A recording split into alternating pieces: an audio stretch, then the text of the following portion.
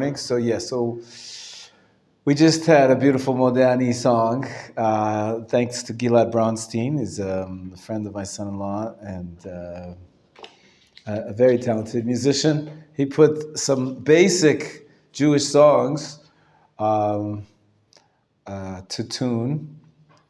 Mostly they're traditional tunes which you will hear, and so it's good to practice them.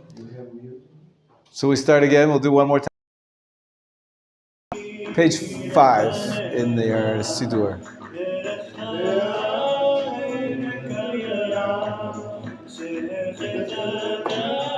Binishmati lechem la'raba emunatecha ani melech ha'ekayim shechazarta binishmati lechem la'raba emunatecha. Changes the key.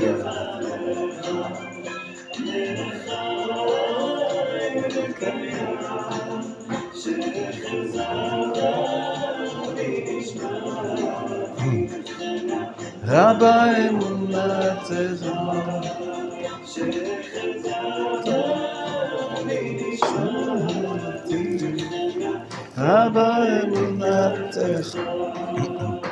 Beautiful. So then we said that that's the next one I want to teach you. But first, we said Al Netilat Yadayim Asher Yatzar on page 9 in your Siddur is Elohai Neshama, thanking Hashem for your soul. Also, only once a day in the morning we sang this, and this is a standard tune which is taught in many Israeli schools for young children. And I've never heard it on, actually played music, so I can share it with you. And here it is, Elohai Neshama. Everybody ready?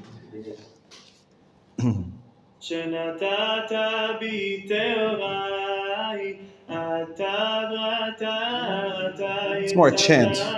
אתה נפחת בי ואתה משמרה בקרבי ואתה עתיד לתלה ממני ולהחזירה בי לעתיד לבוא. Let's start from the beginning again, okay? נשמה שנתת בי תאוריי אתה It's a rhyme, you see. ואתה משמרה בקרבי ואתה עתיד לתלה ממני ולהחזירה בי לעתיד לבוא כל זמן שהנשמה בקרבי מודה אני לפניך אדוני אלוהי ואלוהי אבותיי ריבון כל המעשים אדון כל הנשמות ברוך אתה אדוני המחזים נשמות לפגרים מתים. Okay, so it's a chant. You have to. Could you please share this with us too? I will. I'll share this too. It's a good thing to you get used to chanting it, then you learn it off by heart, and you're able to say these blessings. Some people say them on their way to shul. I mean, best to say from a siddur with full concentration. But mornings you're sometimes rushed. But anyways, if you have the so what do you say next? Then it says here you get dressed, you put on your tzitzit. If you have a talit gadol, you don't make a bracha on the tzitzit katan, on the talit katan. But until you have a talit gadol, you make it a bracha on the tzitzit. Then you say the next page 11 is Birkot HaTorah, very important. I hope everybody's done that already. And then you say you study. You see on page 13. We mentioned it the other day. Elu dvarim she'ein lehem shiur. These are the things which have no fixed measure. The corner of the field and the first fruits. See that? We talked about that the other day. And then the corner. Gotcha, huh? I gotcha. Page 15, 14, 15 is the talit.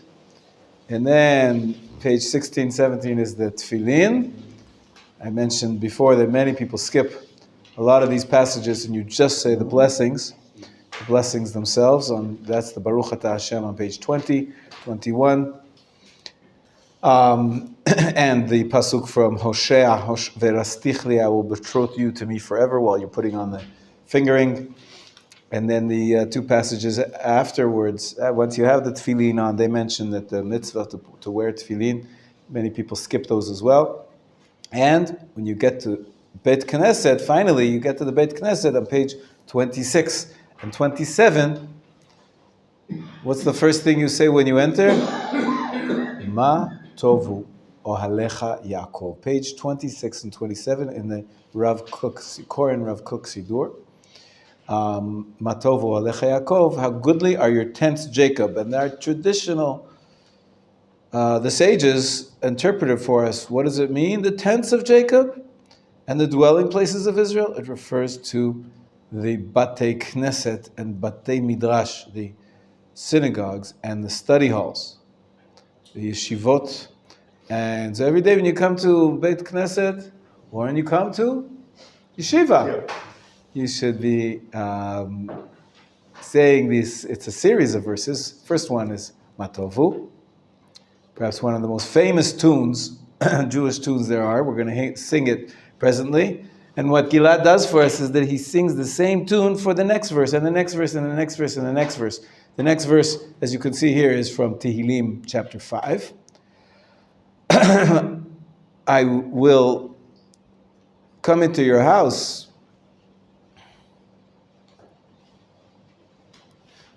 as for me, in your great loving kindness, I will come into your house. So when you enter the synagogue, we say this verse. As for me, in your great loving kindness, I will come into your house. I will bow down to your holy temple in awe of you. Next verse on the next page 28 and 29 is Hashem, ahavti mon betecha. I love the habitation of your house, the place where your glory dwells. All these are verses introductory to prayer upon entering the synagogue. As for me, I will bow in your worship. I will bend the knee before the Lord my Maker. As for me, as you can see, two verses start with Va'ani. My prayer come before you, Lord, at a time of favor. God, in your great loving kindness, answer me with your faithful salvation. Okay, so you ready to, I think you know the tune, but you'll appreciate the way it's done here. Ready?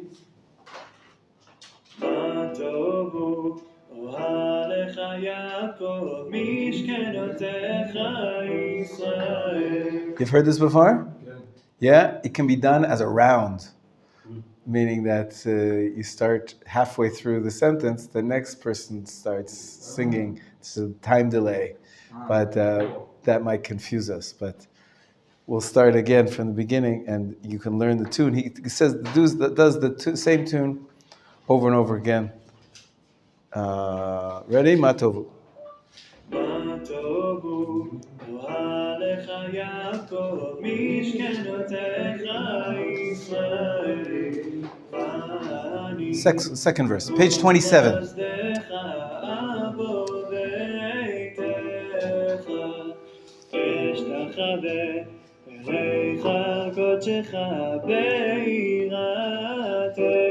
Now page 29.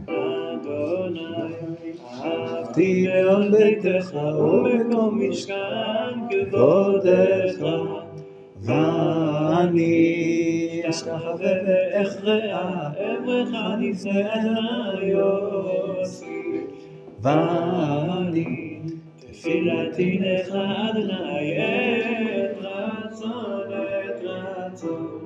אלוהים ברוב חסדך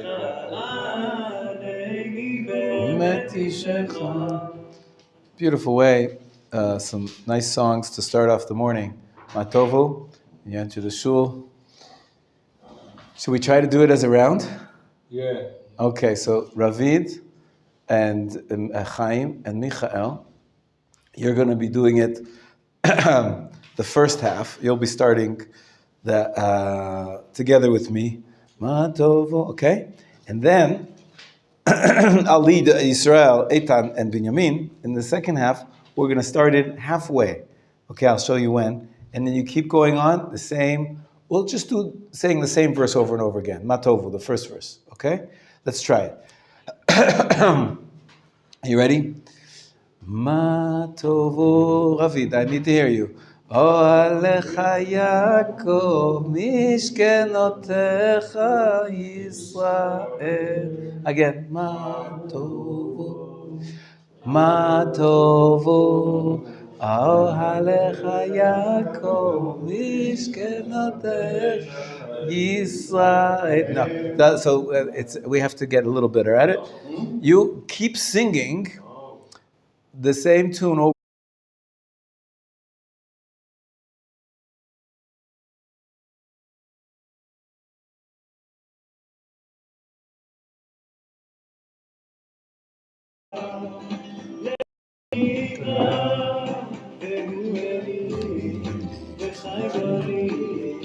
וצוחב לי בצרה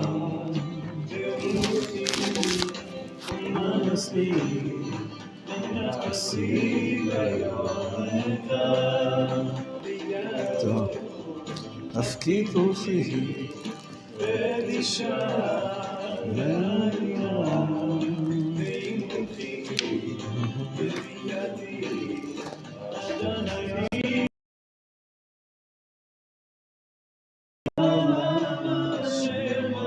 from the top.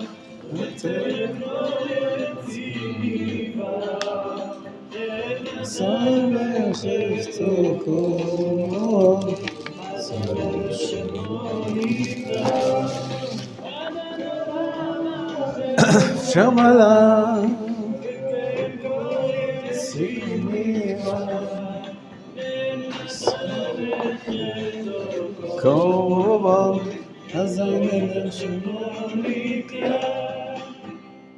Nice, huh? Okay, so I'm going to send you.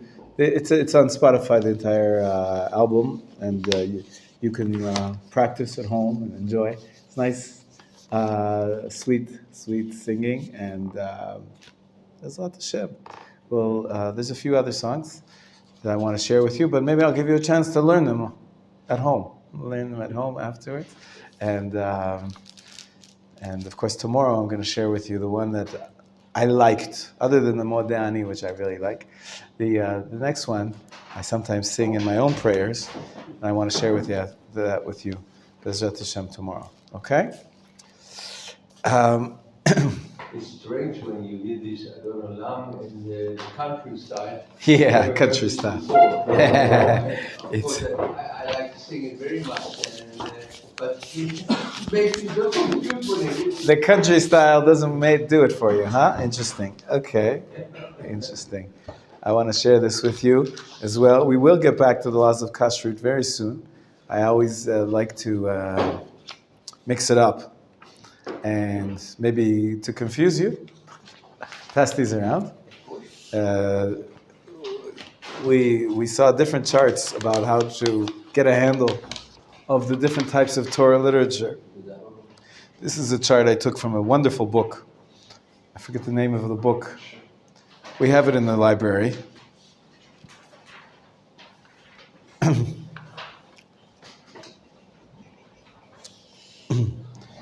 Just leave them in the middle, the extra ones, whoever comes late. So we talked about the written Torah, the oral Torah, right? I wouldn't make them the separation so large, but perhaps this is useful to some of you. If you look on the right-hand side, it all starts at Sinai, right? The written Torah. So we have Torah and mitzvot that are, and then you see here that the Tanakh, the written Torah, is used as a basis for, of course, the reading of the Torah, and the halachic midrash and the agadic midrash. That's what I was teaching you last time, is that the midrash follows the system, the order, the skeleton is the written Torah, and then we have the midrash written on as an elaboration of, jumping off of the written Torah. So that's why they're here on the right-hand side of your page. Of course, we have, let's take a look from the right to the left. The Agadic Midrash, so there's books of Agadic Midrashim, there's many different ones. There's Midrash Rabbah, Midrash Tanchuma, and then he mentions also homiletics, which is speeches which rabbis have given throughout the ages based on the texts in the Midrash, based on the understanding of the Tanakh, and basically expanding upon the Jewish values as a commentary, as an elaboration of the values that are in the Tanakh, the text of the written Torah. The Halachit Midrash, we also mentioned that there's essentially elaboration and commentary on halachic topics, on the halachic verses of the Tanakh, and She'iltot, and the works enumerating the mitzvot, and Sefer HaChinuch. Those last three, they're connected to this sort of sub-genre of Jewish literature of enumerating the mitzvot and discussing them. The structure of those is the 613 mitzvot. What's interesting is the Sefer HaChinuch, the last one over there, we're not quite sure till today who wrote it, attributed to Rabbi Aaron Halevi. That's the leading candidate, but we're not sure who wrote it. He wrote it to his son. It's a beautiful book. And what he did is he took the 613 mitzvot of the Rambam, which was written as a list, maybe in order of importance. We're not quite sure exactly what the order was. He starts off with belief in God, so it makes sense that would be an important one. But then what the Sefer HaChinuch did, this last book in the second to the right column, he took those mitzvot and put them back into the order of the Chumash. So you have all the mitzvot in the book of Bereshit, all the mitzvot in the Parshat Shmot, Va'era, Bo, B'Shalach, Yitro, Mishpatim, all the Parshat of the Torah, each one you have how many mitzvot? Which one, there were very few mitzvot in the book of Bereshit. Does anybody know what they are? Yes, what are they? Multiplication. Of course, you should be fruitful and multiply is number one. Then what else? Brit Milah, circumcised. What else? Not eating the meat, the lot of meat, fight of Yaakov. Right? What's that called? What's that called? I don't know. It's called the sinew. You're not allowed to eat the gid hanasheh. There's certain sinew that you're not allowed to eat in the hind of the animal. Yes. Are the Noahide laws considered mitzvot? It's interesting. They're mitzvot for Noachides. Not. Right. We get them later. That's correct. But very few in the book of Bereshit. That's it. You enumerated them all. That's it. Now we're already in the book of Shmot. What parsha is this week? Shmot Va'era Bo. There's no mitzvot in Parshat Shmot. There's none in Va'era either. It's all about Moshe giving plagues to Paro, let the people go. This week's parsha. No, there is actually a mitzvot, I think. Yeah, there are? That would be surprising, because they're not in Sefer HaChinuch. In Sefer HaChinuch, that's all, we have those three in the Bereshit, and then he skips to Parshat Bo. Parshat Bo, we have 20 mitzvot, approximately. Hashem says like to Moshe, you should love me with all your heart and your soul. It's not like... That's later. That's later. That's in the book of Dvarim. Okay. The book of Shmot. And the Parshat Shmot, the Parshat Va'era, no mitzvot. Oh, yeah, you're right. Like most of Bereshit, there's no mitzvot. The Torah gets mitzvot seriously into mitzvot this week. The first mitzvah in the Torah, some people say, if we don't count the ones of Bereshit. What's the first mitzvah this week in the Parsha? Paschal Lamb. Good, almost. Close, but no cigar, as they say. Very close. What do you say? The making it this month, the Rosh. Good. Excellent.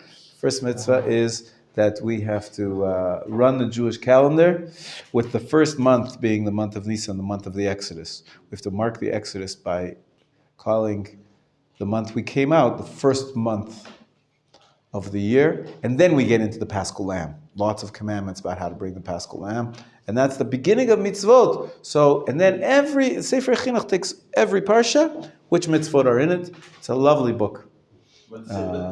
He talks a little bit about each one. He gives the reason, as much as we can understand. He gives some of the laws. He gives where does it apply. Land of Israel, not the land of Israel. With a temple, without a temple. Men, women. Who does it apply to? Some basics about each mitzvah. We have it in the library. It's a few copies. It's like a 5-volume work in English, yellow. Sefer HaChinuch. Chinuch means education. So it's the book of education. He's educating his child about the mitzvot. As I said, this is a wonderful technique. He takes together the genre of the enumerating the mitzvot, the 613, and he puts it together with the weekly parsha. So you could be studying parsha and the 613 mitzvot at the same time.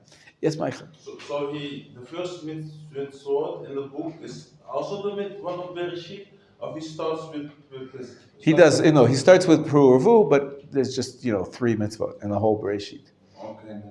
But if you look, we don't have it here, but in the next room we have. The first pasuk in the Torah, how does it go? Who remembers the beginning of the Torah?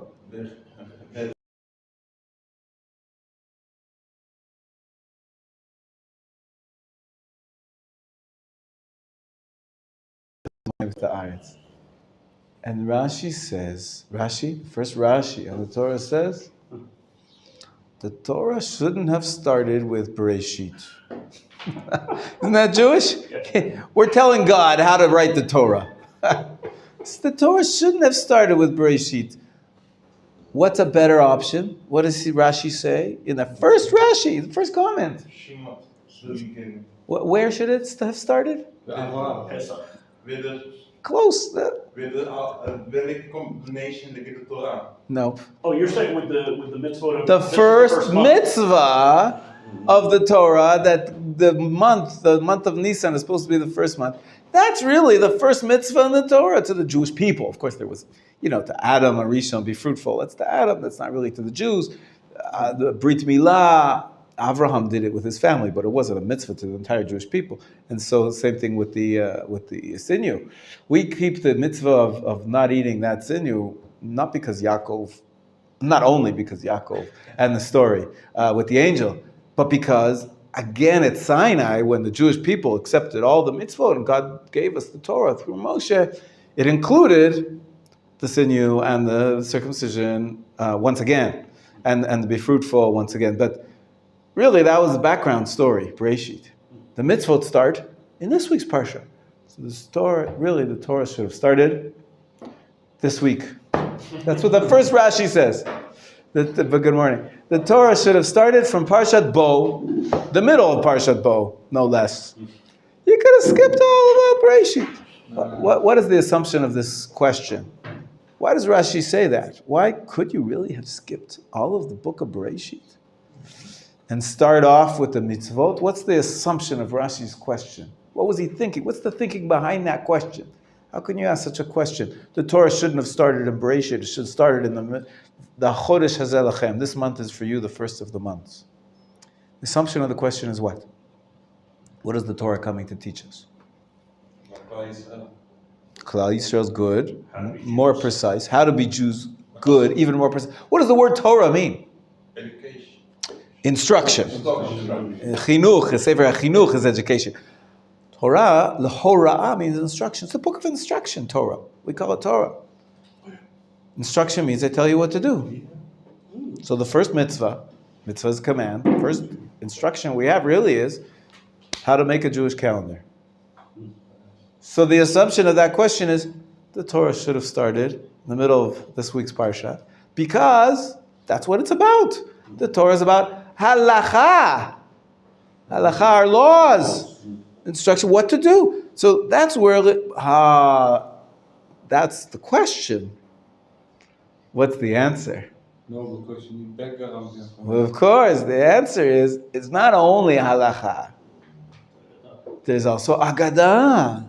There's also everything else. There's lore, tradition, values, ethics, all the stories about our forefathers, the land of Israel. Rashi goes big into that. The first Rashi, his answer really is, the Torah started from Bereshit in order to teach us that the land of Israel belongs to us. Because God created the world. And he decided to divide it up among the various nations. And he used to be the Hittites, and then the Canaanites, and then he gave it to us. So now it's ours. So the book of Bereshit and the first two parshiot are only there to give us the background story, to tell us and everybody in the world that the land of Israel is ours. That's the first Rashi in the Torah. Fascinating comment. If you were to write a commentary in the Torah, would you start about the importance of the land of Israel? Would you say that all the book of Bereshit is about to teach us that the land of Israel belongs to the Jews? I don't know if that would be my first thought, but that was Rashi's. That was Rashi's answer. He quotes Rabbi Yitzchak. He quotes a midrash. Rashi's full of quoting midrashim. This is an Agadic midrash, right? An Agadic midrash. Midrash on the Torah explains. Apparently, it's really, really important that the Jewish people have sovereignty over the land of Israel. First comment that Rashi decides to make. But it's so interesting. The question is based on Torah is about instruction. It's about halacha. In the end, of course, we know it's halacha and agadah. Okay? That's just, let's keep going into the chart I gave you today. I'll put it in the WhatsApp group. Maybe somebody's following us online and they want to, I know Noach sometimes watches live. So somebody, why don't you do it, Eitan? Take a picture of this page and give Pinchas a page. He's sitting there with no page. He has. Oh, okay. And take a picture and put it in the WhatsApp group of our Rav Weinberg Shir, please. I'll just say one more thing and I'll take your question. The reading of the Torah. We're looking at the right-hand side of the diagram. The reading of the Torah. Of course, that's what we do every week. And Targumim. Remember we mentioned what was the earliest commentary that we have, and we said it was the translations, the Aramaic translations. Onkelos is the famous one. There's others. And then, of course, other commentaries, as you can see, just a few examples. Rashi is famous, Ramban, Nachmanides is Ramban, Ibn Ezra and Rashbam, grandson of Rashi, Rashbam, Rabbi Shmuel ben Meir, he was a son-in-law of Rashi, Meir, and many, many commentaries as we see. So this is just one genre of literature, is the commentaries on the Torah. But we're going to see that there's more. Ravi, do you want to ask a question? I'm more than happy to take a question now. This parasha, we read at this moment, it's very much about Pesach, the month Nisan. Absolutely. Why we read the parasha now in this moment? The beginning of Shvat, right? We just started the month of Shvat. We have Shvat, and then Adar, and only then Nisan. It's a mystery. The truth is that sometimes we like to find the connection between the parsha and the time of year. For example, the story of Yosef and his brothers always comes out around near Hanukkah. In Hanukkah, we talk about the Maccabees from the tribes of Judea, Yehuda. So Yehuda was the leader of the brothers fighting against Yosef. So we try to find connections. But for the most part, it's a little forced. Why do we have a whole nother cycle? And it's not always connected to the time of year. Not always connected. It's rarely, actually. It's true. The Parsha of Teshuvah in the 30th chapter of Devarim, that fits in. It comes out usually in Elul, before the month of Rosh Hashanah, before the 10 days of repentance. But other than that, the mitzvot in the Torah and the cycle of reading through the Chumash, it's not one-to-one with the holidays. Mm-hmm. On the holidays themselves, we take a break from the regular cycle of reading and we read a specific portion of the Torah about the holiday. Mm-hmm. But not the week leading up, not the month leading up. We just go through the Torah, through the cycle. The answer is that this reading of this cycle of Torah that we know, we learned it, hope you know them off by heart already, the 54 parshiot of the Torah? 54 parshiot? Yeah. 54, very good. I taught you a song, if you remember. Not all of you were here. I don't have enough copies for everybody, but if you have your copies, we could do it now. Those 54 parshiot are divided into 54 so that we finish once a year. We run through the entire cycle of the 5 books of Moses once a year. It was famous that this was the Babylonian custom. And if you ask me, the reason for that is because because we want to have Simchat Torah. We want to have a party when we finish and when we start again. So a yearly, it's such a genius system to have a yearly completion of the entire Torah.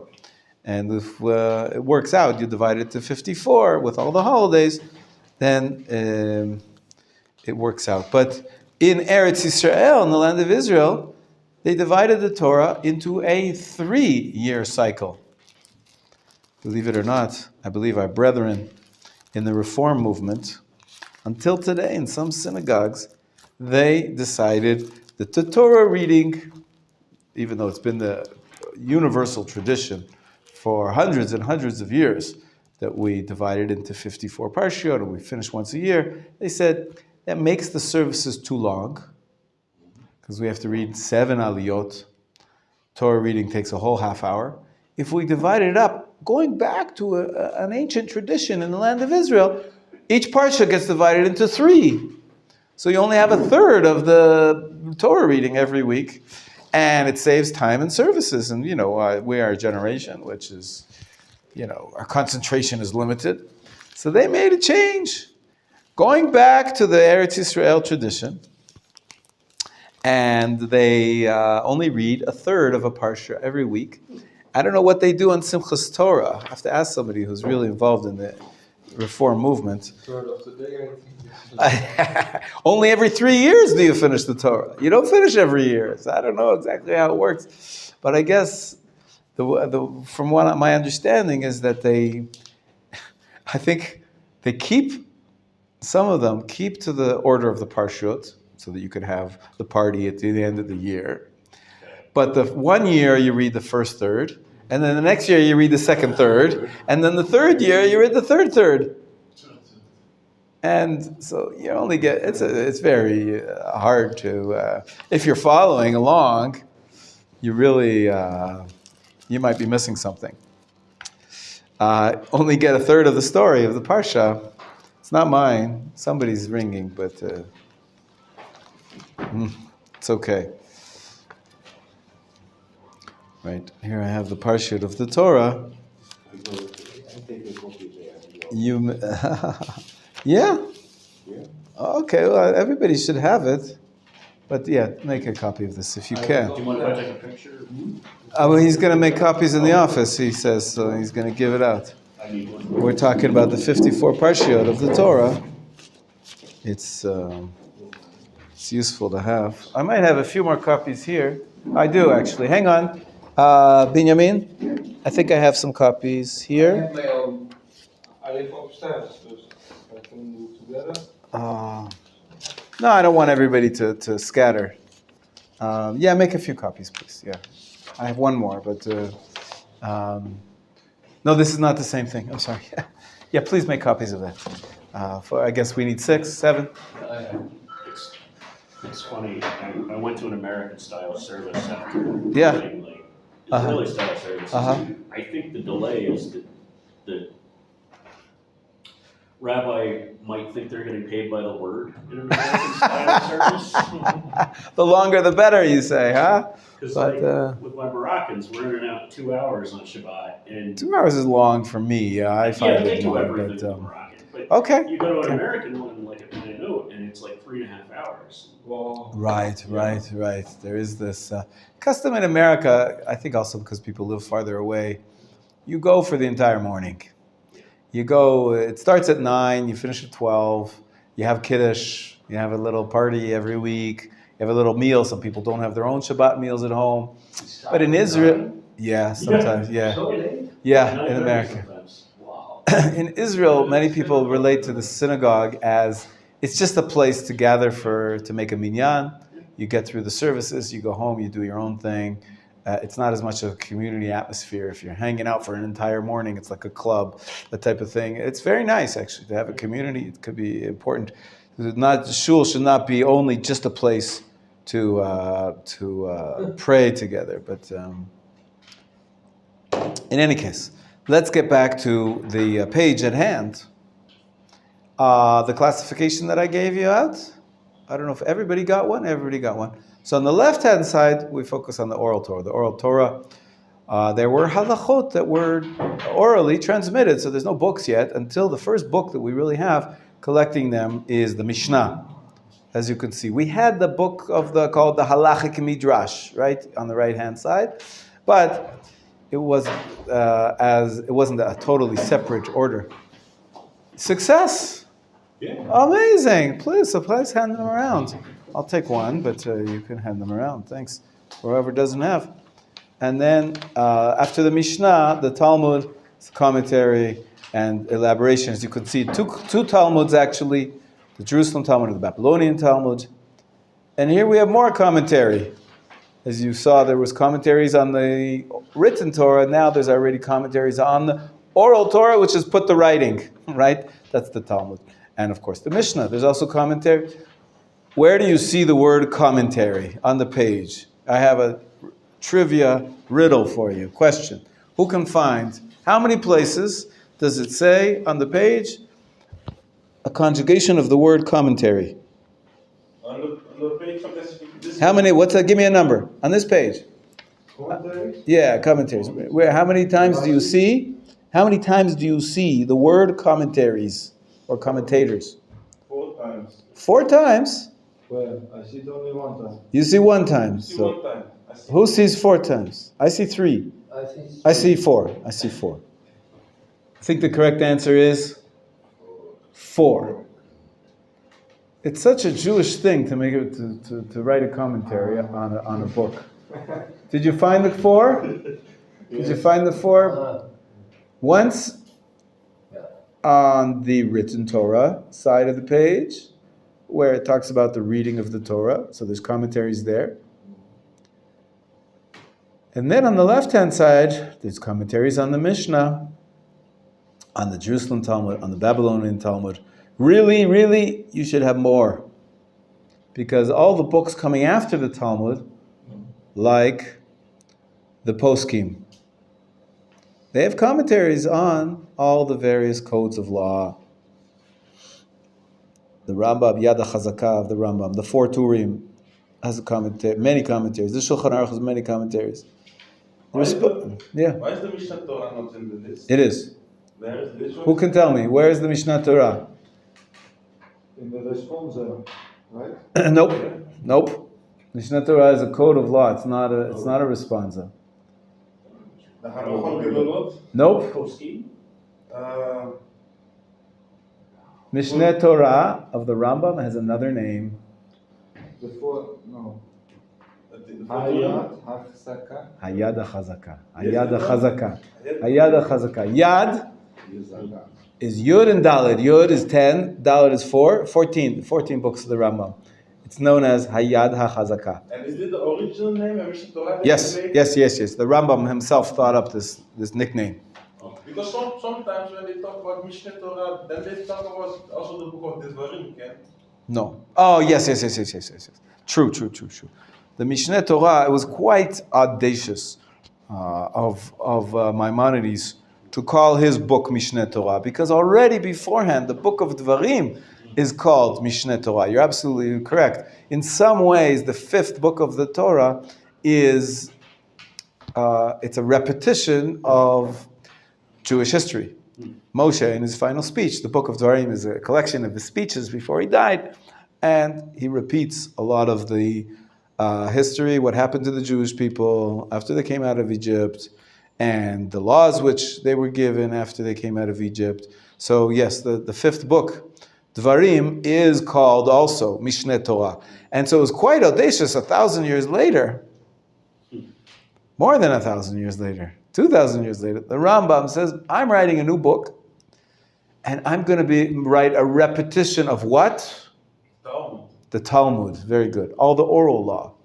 I'm going to put it together in a new system, 14 books, Yad HaChazakah, also called Mishneh Torah. It's a nickname of the book. But you're right, the Mishneh, the first Mishneh Torah really is the book of Dvarim. What you remember was like in Shavuot, I was reading something that said it's a custom to read Mishneh Torah. So I was looking for the Mishnah from the Rambam. And then one guy told me, no, it's It means Devarim. Very good. Okay, that's how you learn. Very good. Excellent. Yes. So Chaim. there's not the postscript and response under the Jerusalem Talmud.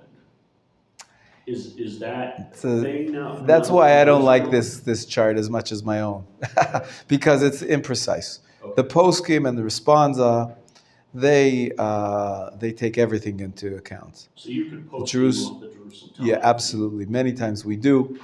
When there's a contradiction, the Babylonian is considered more authoritative than the Jerusalem Talmud. But if there's no debate, many laws are sourced only in the Jerusalem Talmud, and they're binding halachic laws. So it's a very, very central text. This arrows seem a little bit misplaced. I would put them more in the middle, because all of the halachic codes and the responsa are based on the entire corpus of Jewish writings, the oral law as it became written, both in the Jerusalem Talmud and the Babylonian Talmud. It's a good question. Okay? So now that I gave you, and I thank you to Binyamin, we'll take a break and we'll go back to the 54 Parshiyot. Eitan knows it off by heart. No? No? No. I'll give you a prize. Michael, do you know it off by heart yet? No. I taught you a song. Yes. And then I actually shared with you a recording of that song, of that tune, not a couple of weeks ago. I'm going to forward it again. It's to the tune of Shalom Aleichem. And then you said to me, I don't know that tune of Shalom Aleichem. So I sent it to you. It's over here. Let's see if I find it.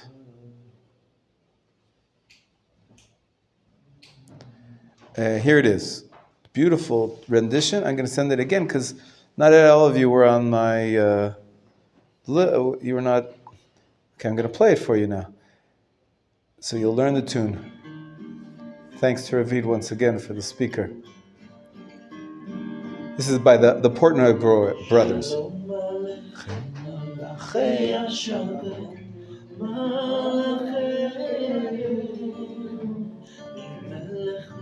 You know the words.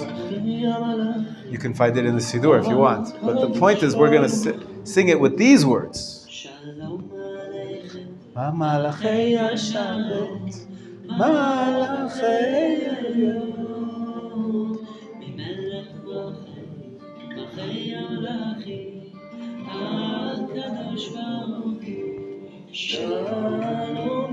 This is the high part.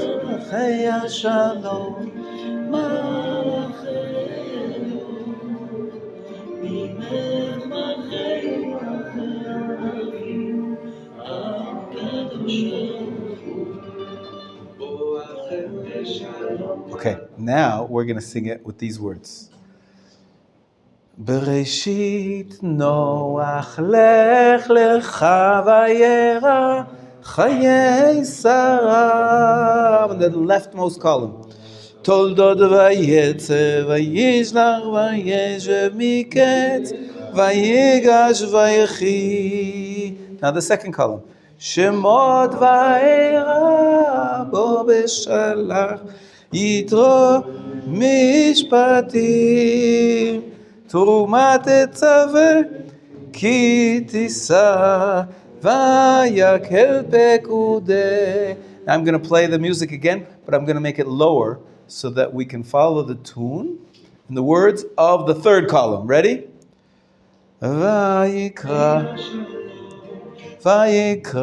tzav shmini tazri metzorah achrei mot kedoshim emor beha'bechukotah. Bamidbar. Now we're doing the fourth column. Bamidbar aso bahalotcha shelach lecha korach chukat balak pinchas matot maseh. Next column, final. Wait. They're doing it twice. They're doing it twice. So we have to do Bamidbar again. Bamidbar, the fourth column now. Bamidbar. Shalach lecha Korach ukat balak Pinchas matot maseh. Now the fifth column. Va'et Hanan kevre shofetim ki tetze ki tavo. What? They're doing the low part again. So we'll start from Devarim again. Devarim.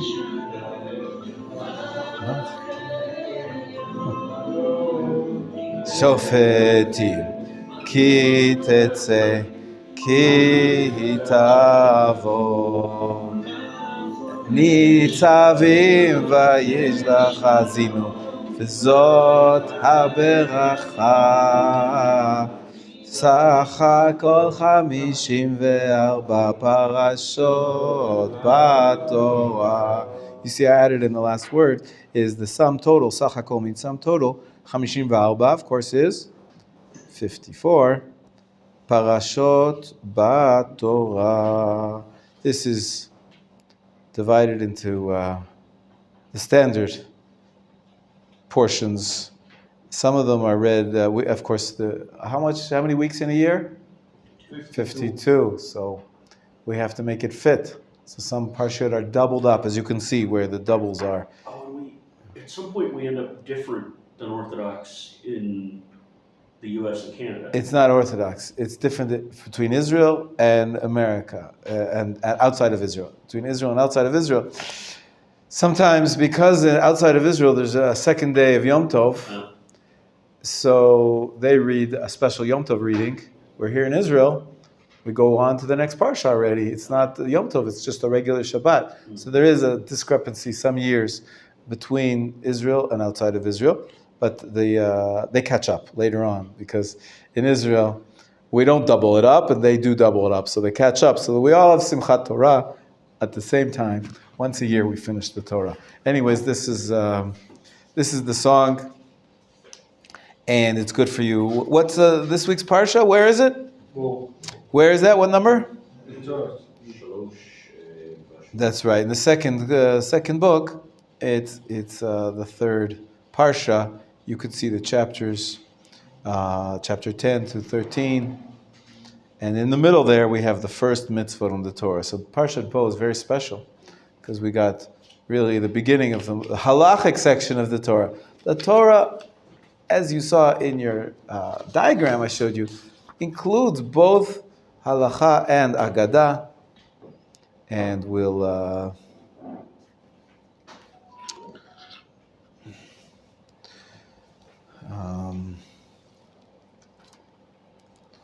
we'll now go back to the laws of kashrut.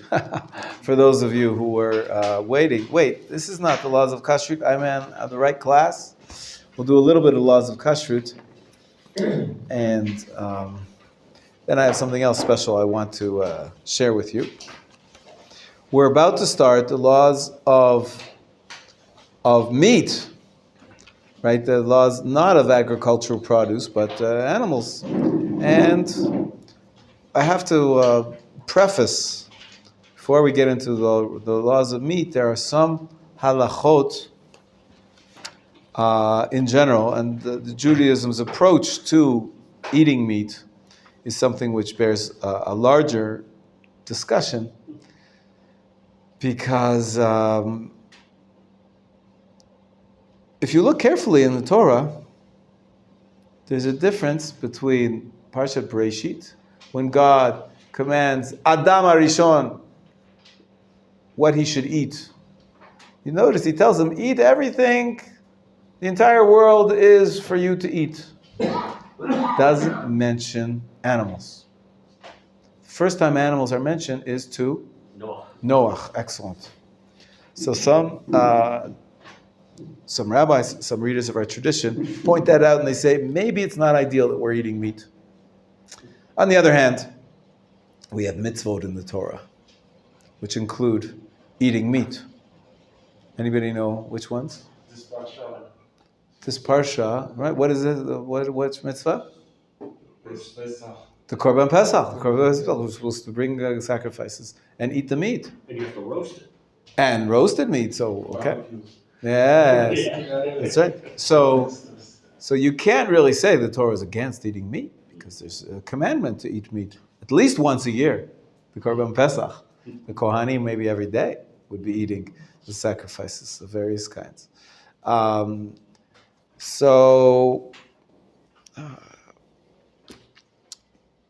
There's a few essays written. Also, a friend of mine is a chemist, professor in Bar Ilan. He wrote a small volume, an essay, proving scientifically that humans were designed for eating meat. We have molars, and we have our digestive system is different than other types of herbivores and carnivores, Yes. right? Omnivores. Omnivores, herbivores, and carnivores. They say you're omnivores, they say, right? There's everything eaten. Omnivores, right, everything, right. We're designed for eating both types, plant life and animal life. And so if that's the way God designed us to be, and we find it's actually quite hard. I have children who are vegetarian. They have to be very careful to get all the minerals that they need, that their body needs, without eating meat. So it is possible, but it's quite difficult. The simple way of understanding is that God expects humans to eat meat. Although it could be, taking into account what I said, the difference between Noach and Adam Arishon, some rabbis are of the opinion that in the ultimate end of days, when Mashiach comes, and it's a perfect world, maybe the ideal is that we don't eat meat. And maybe we won't even have sacrifices of meat, of animals, animal sacrifices in the temple. There is such a position. It can be justified. The standard approach is, and there are books being written every year about this topic, how to understand eating meat in Judaism. As I said, we're not going to go into it more than a few introductory words that I'm saying now. But in general, we try to stay away from, I try to stay away from extremes. And if we need to get all the nutrients so that we can be healthy and enjoy the creation that God gave us, it includes eating meat. Doesn't translate so easily into the modern meat processing industry. The way, if everybody had a cow in their backyard or chickens, and they slaughtered it in order to have a celebration on Shabbat, or for the holidays, that's one thing. But the meat industry, the way it's developed in the modern world, it's on steroids, literally and figuratively. Right? They say that perhaps one of the hardest things for the environment to deal with is the ecological footprint, it's called, of the cows, and how much gases their waste puts into the air. And it could be that we need to rebalance how much meat we eat.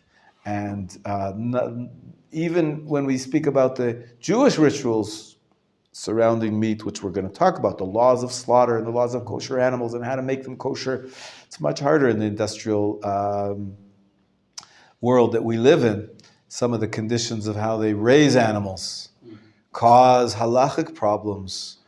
The quickness with which chickens are slaughtered on the assembly line, the conveyor belt, they're so fast that it raises halachic problems. And so there is a lot of discussion about how to find the right balance between basic understanding that in the world that we live in today, it's normal for humans to eat meat. On the other hand, we have to make sure that we don't compromise any of the other values. One of the other values, we mentioned the halachic values of making sure the shechita is kosher and that the animals are not abused. That's the other issue. That it's not just about the laws of kosher and laws of slaughter. It's what about, we mentioned it the other day, you must be kind to animals. You're not allowed to cause pain to animals. And could be that some of the way the animals are treated in the modern day industry could be causing them undue pain. Undue pain. Of course, if they're designed for us to eat them, there must be a way for us to slaughter them. But pain along the way, we've learned out in the Torah very clearly that we're not allowed to cause undue pain to animals. This is a trivia question. Which mitzvah in the Torah shows us that we're not supposed to cause undue pain to animals? It's the one with the milk. Don't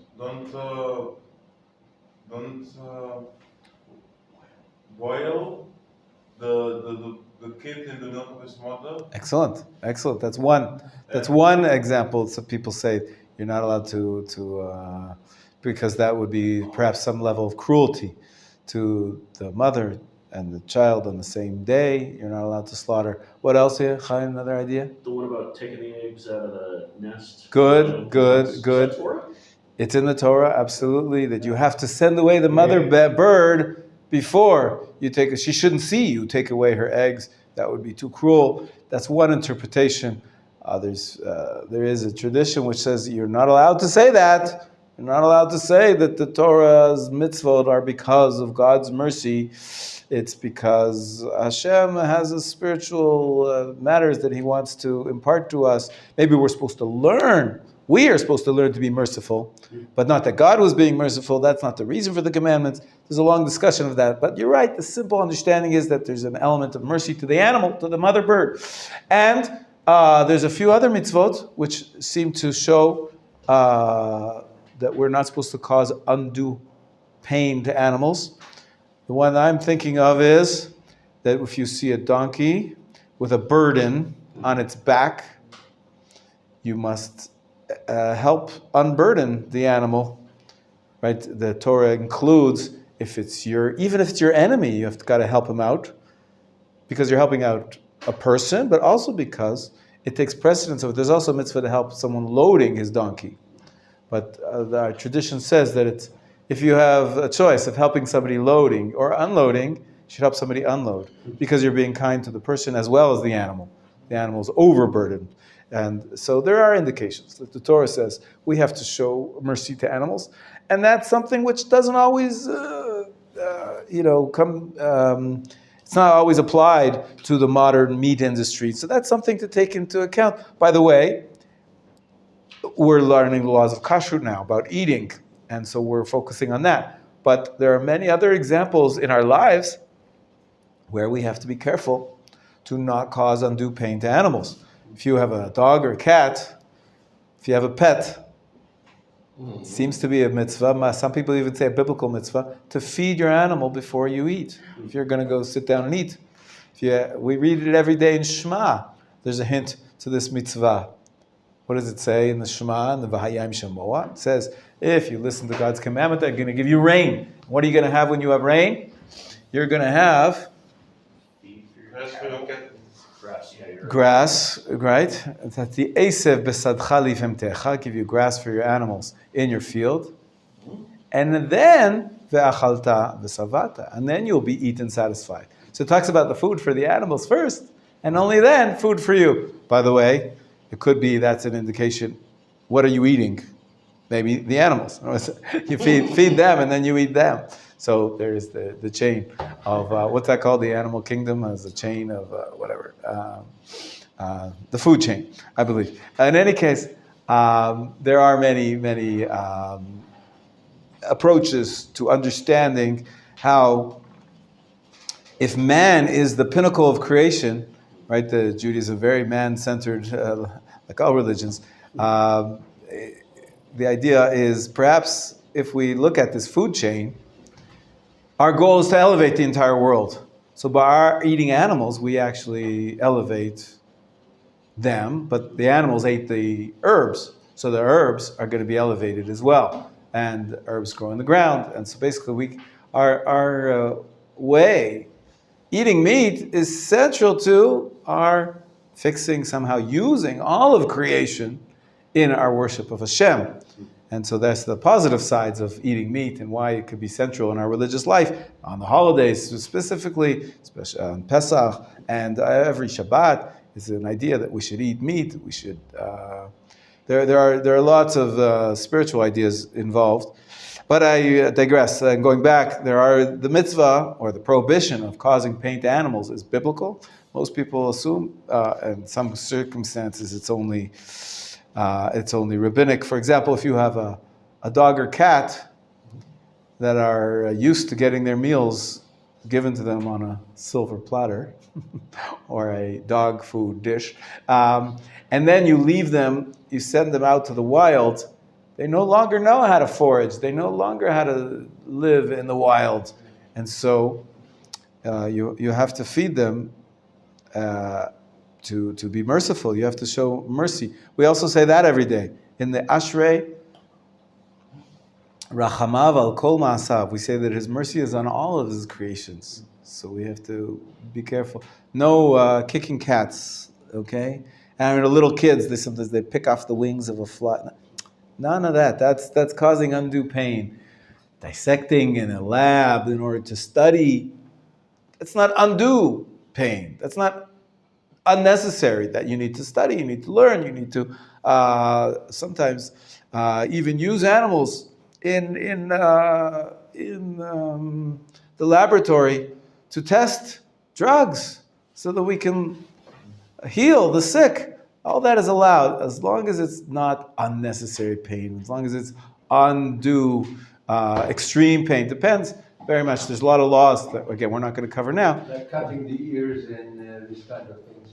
Could be, that's right. It could be that that's actually going to protect the animal. And so whatever is done for a good reason, this is for good reason, within not extremely painful for no reason.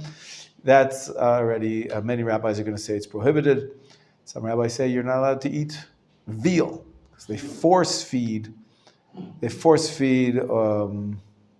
the animals, and that it causes them tremendous pain, or there's another type of pate, like when they overfeed the geese. The geese, right? It's a type of bird that's force-fed, and then so their organs. The fake chickens. Fake? No, they do like medicine. Not fake. No, they grow very much. That's right. That's right. Also, giving them steroids, and then we ingest the steroids. There's lots of problems in the food industry. But if you're not at the far extreme of causing them pain for no good reason, then as long as there's a good reason, pretty much we say this is part of the way that God made the world, that we utilize everything in the world for our benefit, for human benefit. Humans are considered to be not equal with animals. Rav Kook, who wrote to his son, he was considering becoming a vegetarian, and he said, I definitely appreciate the sentiment.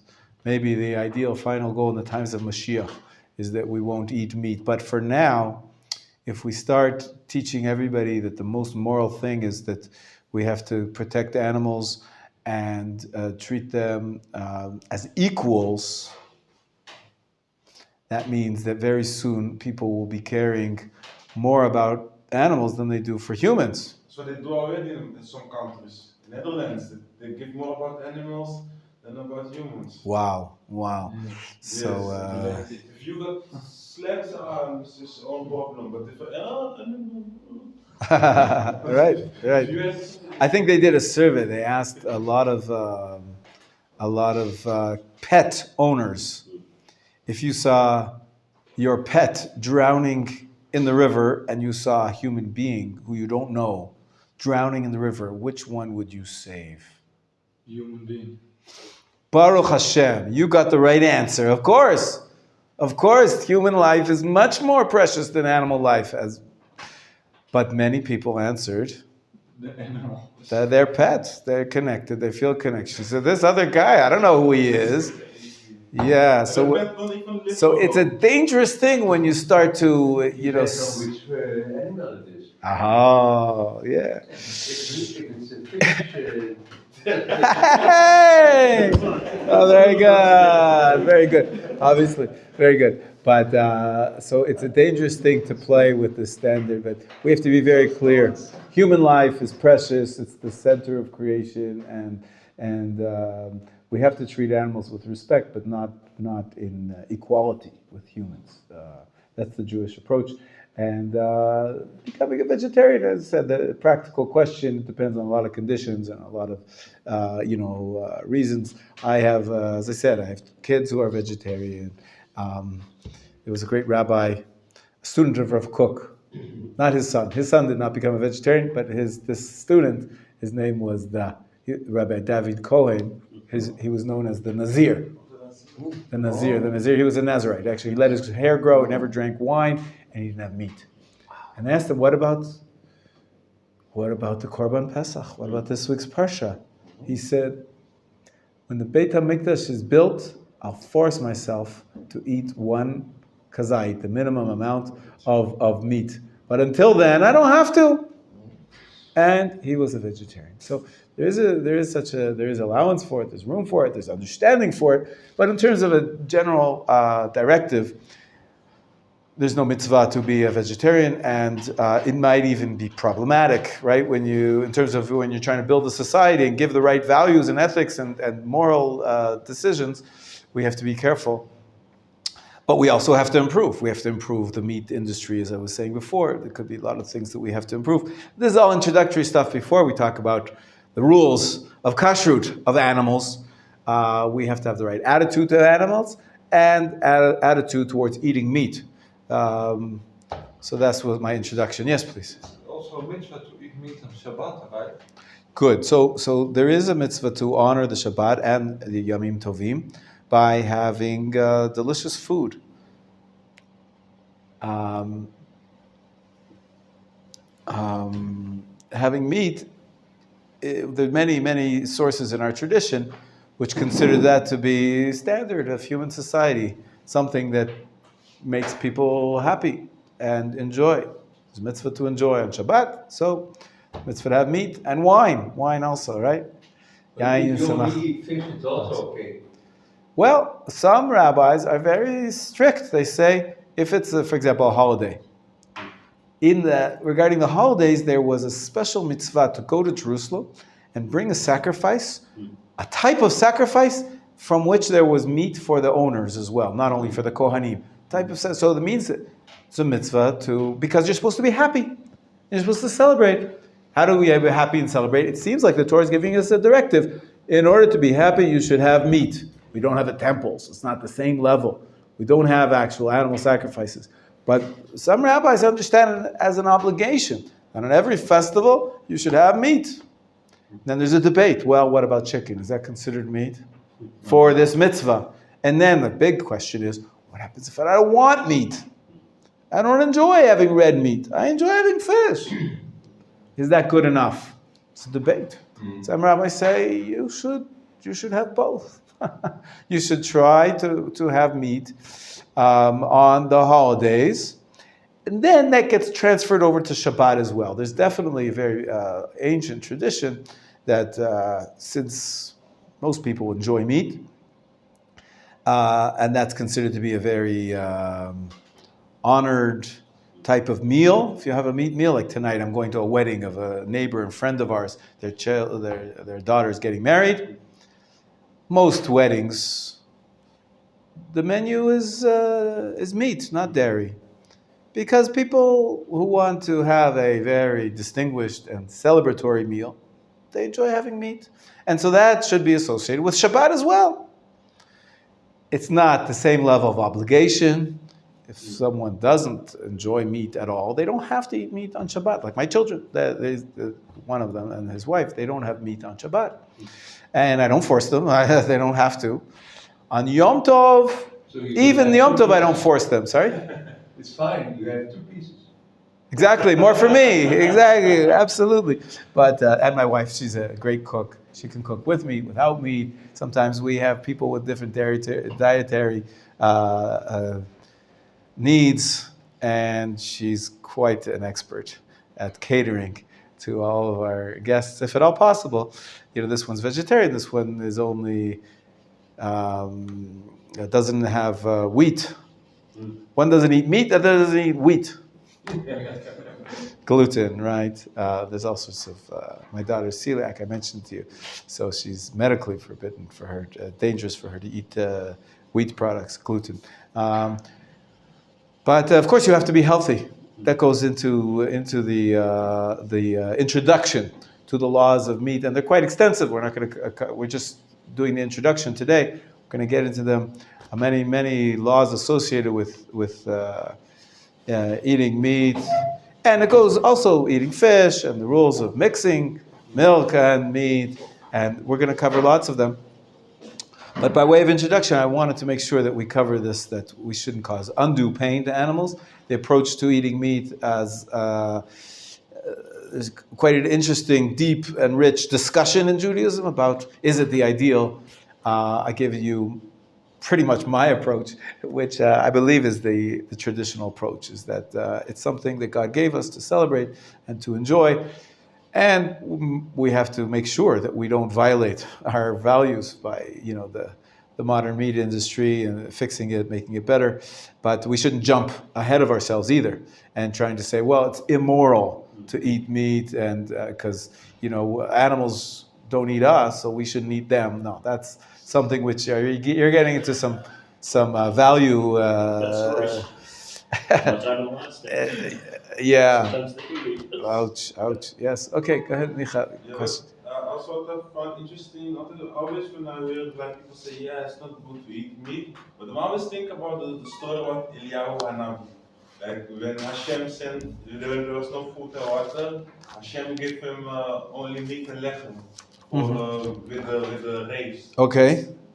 But I feel like ravens, if meat was bad, why Hashem will send meat to Eliyahu Hanavi?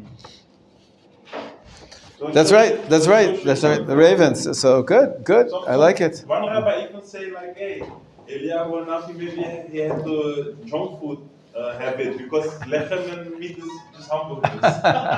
Hamburgers, huh? Eliyahu Hanavi. We can learn from him. Very good. Okay. I would like to, for the last few minutes today, I'd like to give you a test. It's a quiz. And I'm going to give you only one page. And so you can hand these around. It's double-sided. It's one page double-sided. I have them here. It's actually part of a longer quiz, which I will give you the continuation of another time. Here's another one. How many more do we need? Okay. I have enough for everybody. Don't fight. Page 1 and page 2. Take a few moments and see how you do. Anybody else? Yes. Here we go. Get started? Yeah, go ahead. Take a pen. Get started. And you don't have one? In which Hebrew? Here you go. The Hebrew It says in English. Everything in English. You don't have to write any Hebrew here. All English. Please don't make it hard for yourself. This is really, it's not really a test. It's a method of teaching you. It's a method of making sure that you...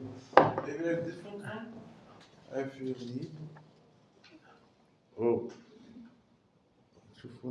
Except for that one. Except for number 1 and number 2 also asks you. Wherever it asks you specifically for Hebrew, write the Hebrew. But number 1 and 2 is the Hebrew alphabet. The other ones are all... Oh, maybe, yeah, if you can. I guess wherever it says write in Hebrew, exactly, you should write in Hebrew. All the rest, do it in English.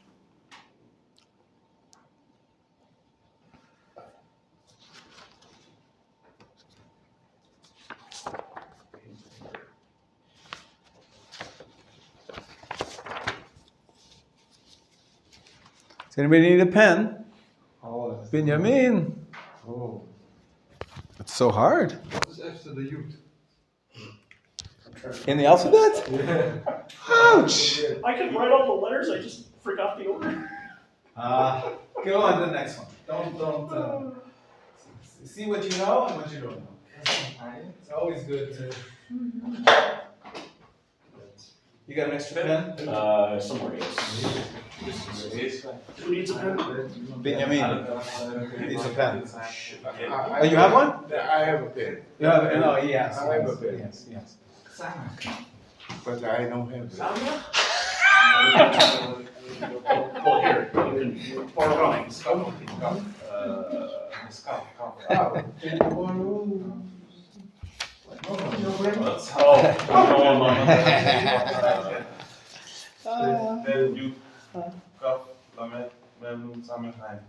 Oh, are we cheating? En daar is de samen. Naar mem nun, samech. Samech? Dus na de dit komt. Ja.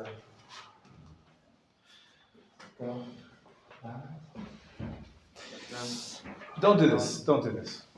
Skip to the next one. You'll fix your answers later. Write down everything you know so that you know what you don't know. I'll be right back.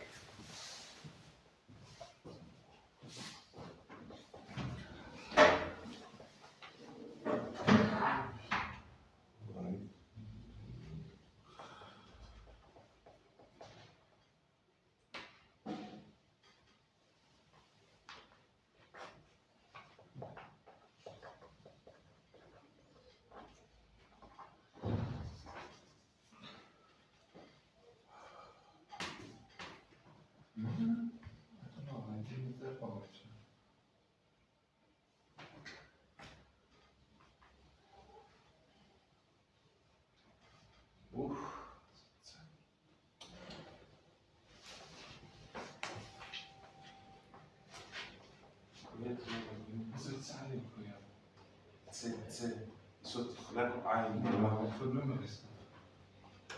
400 toch? Ja, zoiets. Mag ik zoiets zien? Kop.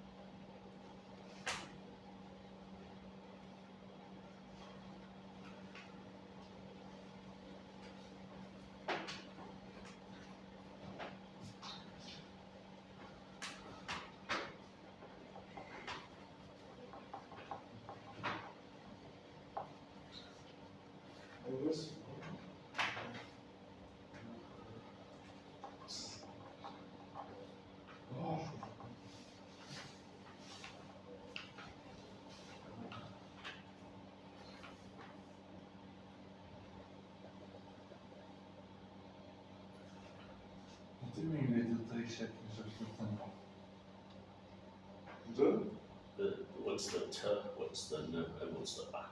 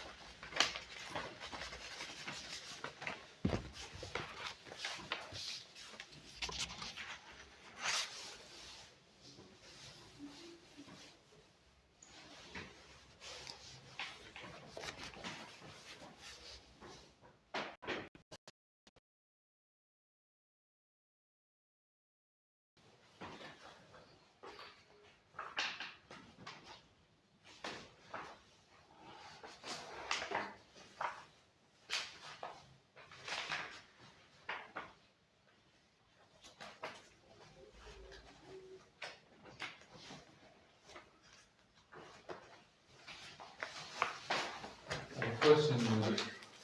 The bar mitzvah, I don't have. Skip it. Soon. Yeah.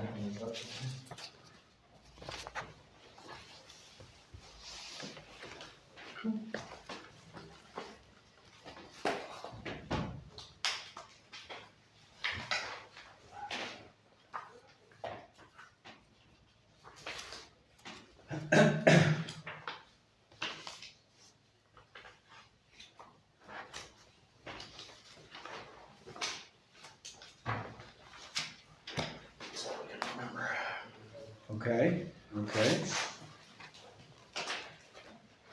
Ja, Shirin, is that maybe last? Yes. Very good.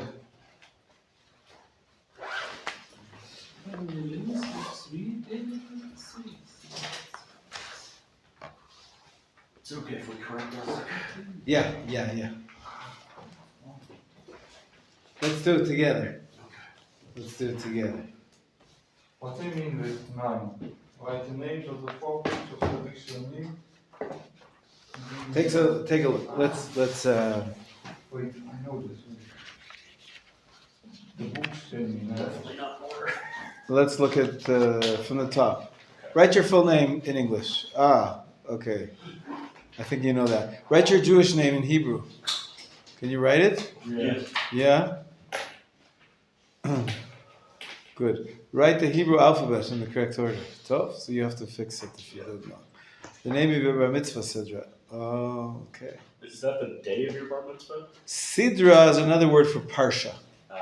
Sidra is another word for parsha. I'll look that up. Okay, what does the number Tzadi Gimel represent? So you got to know your gematria here. Tzadi is? Anybody got it? No.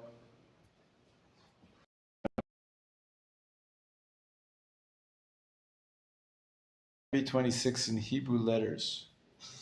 I'm guessing Shin Vav. Shin is good. 300 is Shin.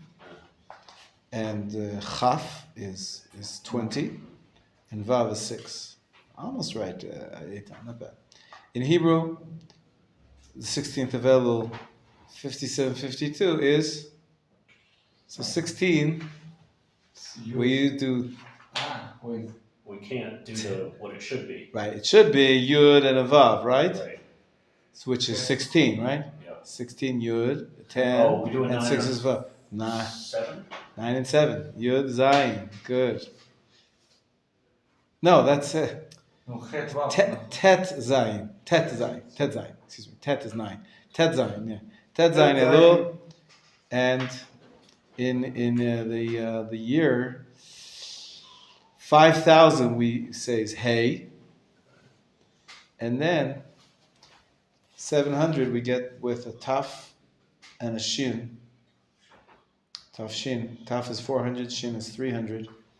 And Taf Shin Nun Bet. Nun is 550. 52. When we write the Hebrew date, normally we leave off the hey, right? And just wrote the 7. That's right, sometimes, yeah, Okay. yes, definitely. We're not finished yet, Ezra, so just give us a few minutes. Yeah. Next, write the 3 sections of the Tanakh. Everybody got that? Yes. Write the names of the 5 books of Chumash. Write the names of the 4 books of Nevi'im Rishonim. Write the names of the... Okay. Write the, so you have, by the way, if you want to look behind you, it's all there on the board. It's all there on the wall. Okay? The Answers are all in the 3 daily services that you know. The next column, you have to know your year, the months of the year. If you don't know them, I gave you once a song. Nisani Yosivan Tamuza Velu Tisha Cheshvan Kisle David Shvat Adar. Aha. Well, B'ezrat Hashem, we'll complete this tomorrow morning. So take it home, make sure you get it all right, and show it to me tomorrow morning with your name on it. Okay? Homework. Have a great day. Thank you. Rabbi, don't forget your speaker. I have one question, Rav. Yeah. The book of Daniel is also regular? No. No. No. I wanted Megillat Esther, Megillat Ruth, and Shirasim, but the one I don't know. What is the other one? Eicha. Tisha B'Av. Eicha. En Kohelet kent. Eicha and Kohelet. Yeah. But Shir Shirim also. But why Mishlei not then? Because how many chapters? Mishlei. Why Mishlei is not a Megillah? It's not a Megillah. It's part of the Ketuvim. It's not a Megillah. It's very long. It's 51 chapters. But Megillah is also part of the Ketuvim. Yeah. But because they're never read in public. Mishlei is not read in public reading. Megillah is a scroll which is read in public. Okay, good. Thank you. To be continued. Oh, Micha, yes, you asked me for this. It's coming apart, but try not to lose any sections. This is the book on Tchelet you asked for. Nice. Wonderful book. B'kasha. Fascinating history. It's not so practical, halachot, but it's the history. In the end, there's some practical. I can borrow this? Yes.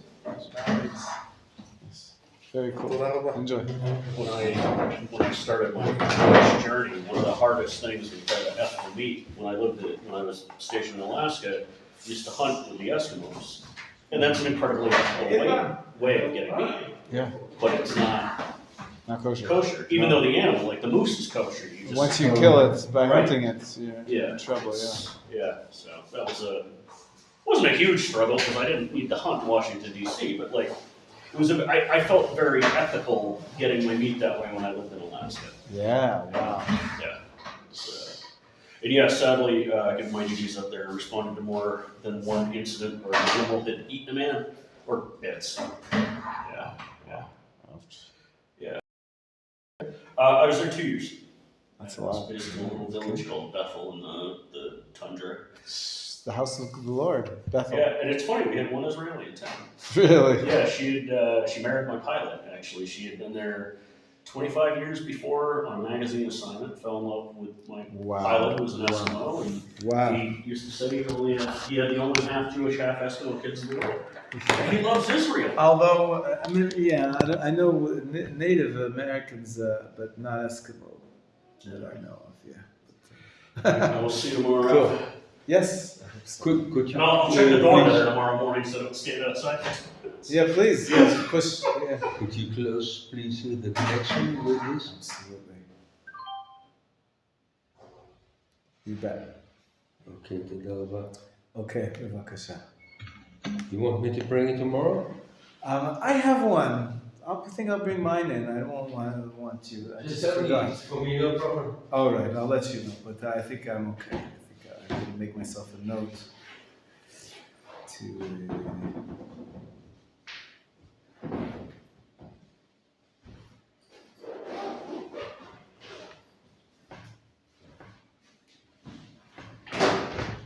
Yom Tov.